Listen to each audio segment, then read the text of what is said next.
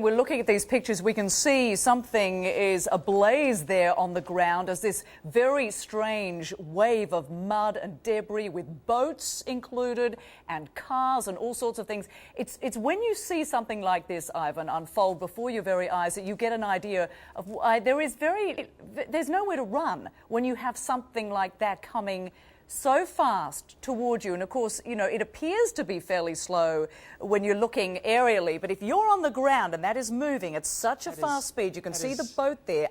Just unbelievable pictures. There's a building or a couple of buildings that are on fire and are moving with the tsunami. That is just something you just never seen before, and there's a pretty big vessel there getting pushed to shore. The one good thing that I'm seeing here, there are homes now in the way, but generally, if you've noticed, Rosemary, this has been through farmland here. There's that fire that I've been talking about, a moving blaze along the tsunami. Just unbelievable stuff here.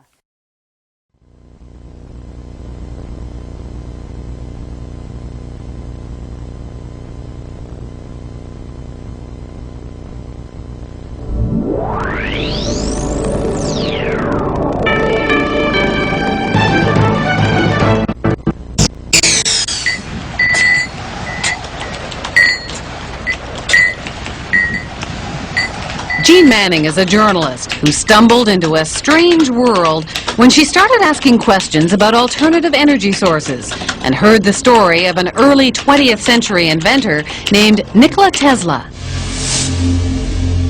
Tesla is almost a cult hero and an overlooked genius, and he has so many inventions that are at the basis of technologies that we have today. She went to a conference on Tesla and had a close encounter with a mysterious scientific researcher who became her deep throat, her Mr. X. He sent me a file of materials about the Bernard Eastlund patent. About a month ago, the U.S. Patent Office granted a patent to a Houston-based scientist, Dr. Bernard Eastlund, for an invention which Dr. Eastlund says could be used to change the weather. Dr. Eastlund says the invention could also be used to disrupt communications all over the world and might be used to destroy or deflect a missile attack. The Eastlund patents had the ring of the mad scientist aspect of Tesla. Tesla talked about this Tesla shield around the planet and talked about particle beam weaponry, something called a death ray. Death ray? Jean wasn't sure where all this was leading until Mr. X called again. And he said, the maniacs are actually going to do it up in Alaska. Mr. X's maniacs were in the U.S. Pentagon, and he was convinced they were conspiring to build Bernard Eastlund's sky zapper under the guise of a nice little research project deep in the Alaskan bush called H.A.A.R.P.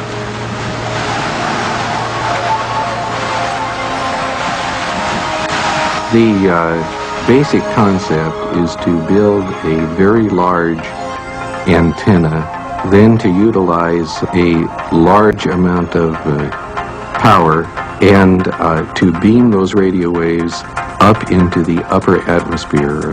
Have you approached the Pentagon with this invention? Yes, and what I'm not at liberty to tell you is the details of what that interaction has been. The word spread through the Alaskan bush, and soon a band of suspicious Alaskans set out to warn people about what they saw as the U.S. military's secret agenda.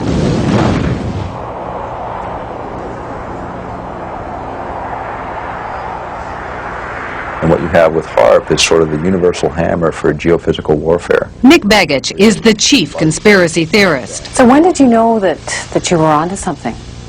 I think as soon as I saw the references to Tesla's work, and when I read Bernard Eastlund's original patents, I realized that what we really had here in Alaska was a prototype for a ground-based Star Wars weapon system. H.A.A.R.P. is a non-classified project run not by Bernard Eastlund, but by the U.S. Army and Navy. The official H.A.A.R.P. story is told by one man, John H.A.A.R.P. It consists of several types of transmitting instruments and numerous scientific instruments that study the natural ionosphere and the ionosphere that has been perturbed by the instruments that we are building. The ionosphere is a sea of electrically charged particles in the upper atmosphere, and the instrument is a powerful radio wave transmitter. Does it have any military applications? The site itself is strictly a scientific research site. Perhaps the outcome of some of the science, perhaps some of the results could be applied in a military systems.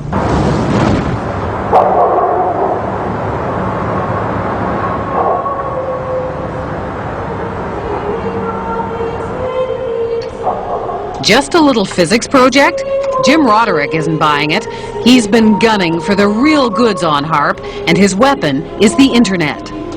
The military is incapable of doing pure science. Science is conducted by them for application in weapon systems, for no other reasons. From his shack in the middle of an Alaskan village, Jim and his co-conspirators around the globe have been tapping into databases. They've dredged up hundreds of long-buried scientific reports and even some internal documents from the military.